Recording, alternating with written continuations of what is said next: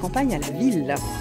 Direction les quartiers nord de Marseille, où Éric Deorter, qui n'a peur de rien, est en charmante compagnie. Bonjour Éric, bonjour Marie Morange. Vous êtes avec une petite chèvre qui n'est pas encore... Quel est son nom à cette petite chèvre ? Ah ben là, elle n'a pas encore de nom. Hein. Si vous voulez, on peut lancer un concours parce que cette année, c'est l'année des M, c'est ça, Marie? Oui.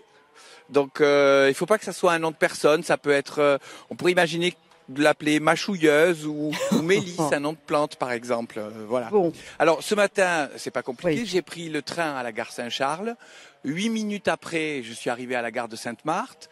Encore 5 minutes de marche et juste en face de la savonnerie du Sérail, qui est la savonnerie du Sérail qui est une des plus vieilles savonneries de Marseille encore en activité. Il y a un portail et on arrive ici. Ça y est, c'est la ville à la campagne à la ville en fait. Et si vous avez suivi un peu l'actualité ces derniers temps, vous avez pu voir quelques images parce que tous nos confrères de la presse parisienne, que ce soit du Monde, de TF1, de Paris Match, sont venus un peu, il faut dire, attirés par le côté insolite d'une ferme en bio. Alors ici, on est sur un territoire qui appartient à la ville de Marseille. C'est à la fois une ferme pédagogique et une ferme de production bio. Et au-delà du côté insolite et folklorique, Marie, vous avez souhaité faire passer un autre message. Oui, c'est vrai que la ferme a été beaucoup médiatisée, oui, avec ce côté un peu folklorique des quartiers nord de la ferme, etc.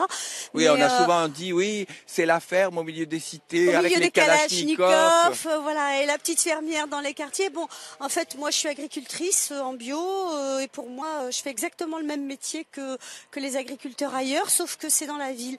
Et donc, moi, le message que je veux faire passer, et c'est pour ça que je suis venue ici, c'est que en fait, quelque part, ça renvoie au passé, parce que Marseille est une ville, c'est une ville très agricole, et ça reste une ville très agricole, et c'était une ville très très agricole. On ne l'imagine pas, mais c'est vrai qu'il y a encore, on parle de la campagne à la ville, mais il y a un mouvement important d'agriculteurs qui viennent apporter leur production directement, et c'est même pour ça que vous dites un peu finalement consommer bio, ça coûte pas plus cher, ça coûte même moins cher. Oui, et donc c'est vrai que la ville, elle attire par son côté commercial, mais la ville aussi, moi, c'est ça que je voulais dire, c'est que la ville ici, Marseille, c'est une ville agricole, et donc c'est l'avenir quelque part, parce qu'il va falloir nourrir les gens, et donc là,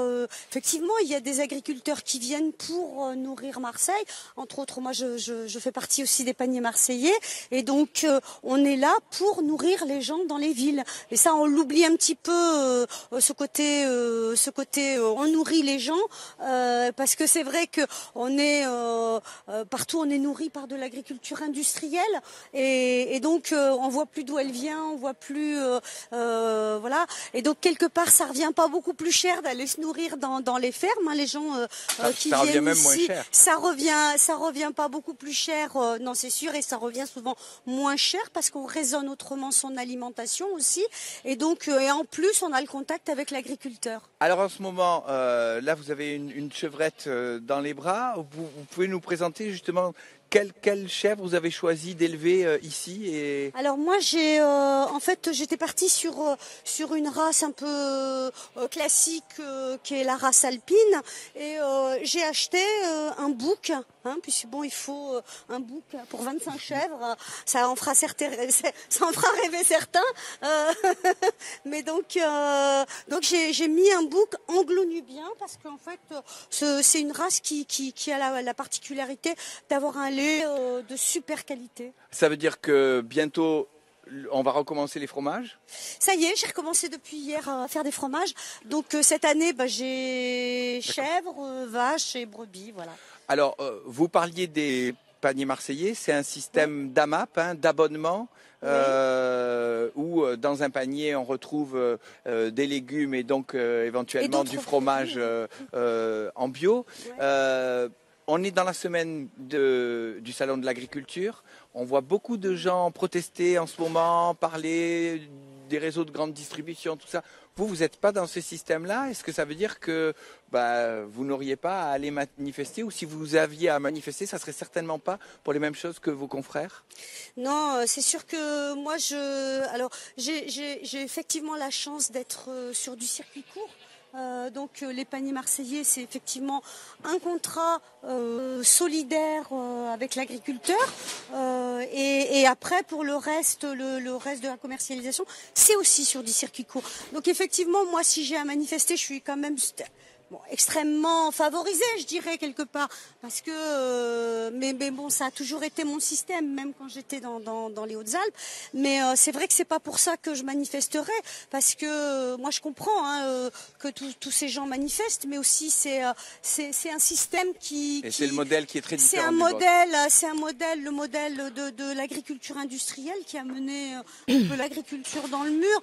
Par contre, moi, si j'avais peut-être à dire des choses, c'est que je pense que quand on veut changer de modèle agricole, il faut soutenir l'autre modèle. Et pour moi, l'autre modèle, c'est l'agriculture biologique. Et je pense qu'il n'est pas suffisamment encouragé et soutenu. Bon, en attendant, vous pouvez soutenir vos agriculteurs localement, puisque la ferme est ouverte au public. Et vous pourrez donc très prochainement venir y acheter vos fromages bio.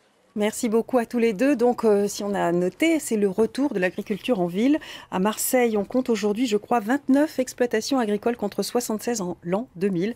Grâce à vous, Marie Morange, peut-être que le mouvement va s'inverser. Merci à l'équipe qui était sur place, à Abdo Araptani et Christian Erregotz.